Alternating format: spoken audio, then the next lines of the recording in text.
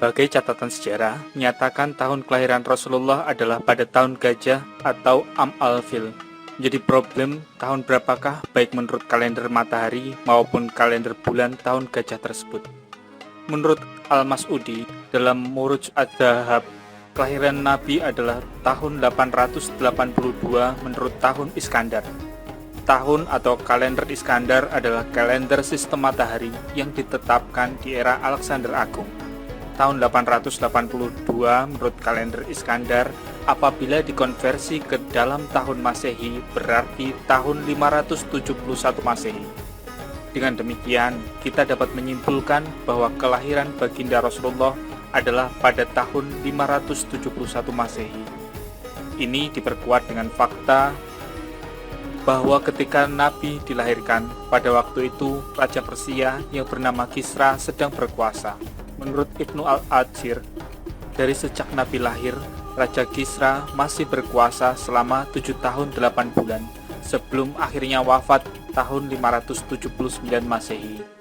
Raja Kisra sendiri mulai berkuasa sejak tahun 531 Masehi, atau dengan demikian selama hidupnya ia berkuasa selama 47 tahun 8 bulan, atau persis 40 tahun sebelum baginda Rasulullah dilahirkan. Berdasarkan informasi dari Ibnu al-Athir ini, sekali lagi kita dapat menyimpulkan bahwa Nabi dilahirkan pada tahun 571 Masehi.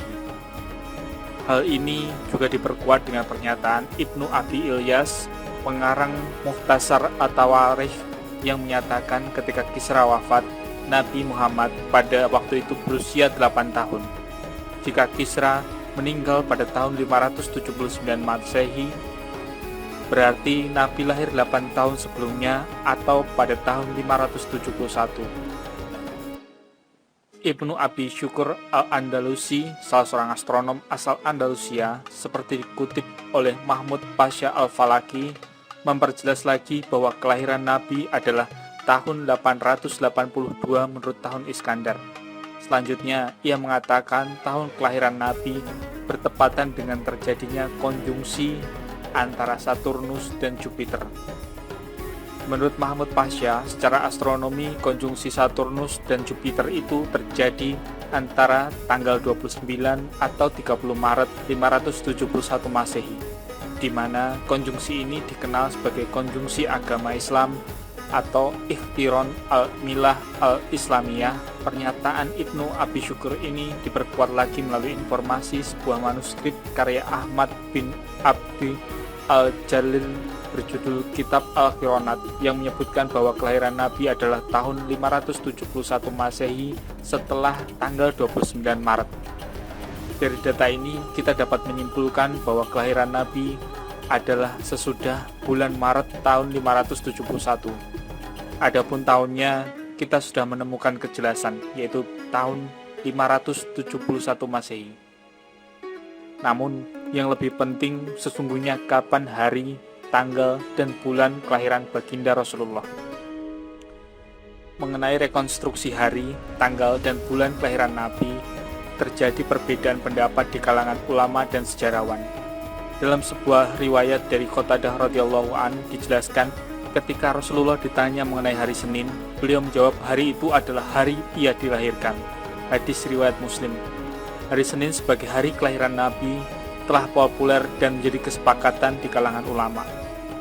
Mahmud Pasha al-Falaki dalam karyanya At-Takwin al-Arabi Qabla al-Islam wa Tarikh Milad ar-Rasul wa Hijratuhu menyimpulkan bahwa kelahiran Nabi adalah pada bulan Rabiul Awal, di mana ini merupakan pendapat masyhur dan disepakati oleh para penulis sejarah.